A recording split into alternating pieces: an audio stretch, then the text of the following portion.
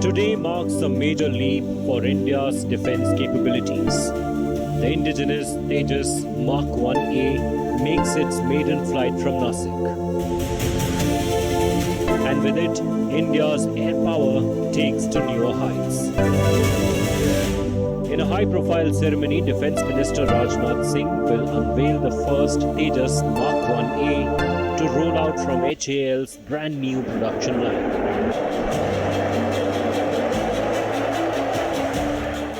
This is not just a test flight, it's the start of a new era. Sleeker, deadlier, smarter.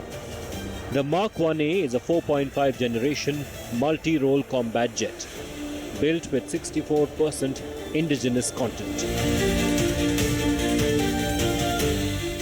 It boasts 9 weapon hardpoints, a cutting-edge ISA radar,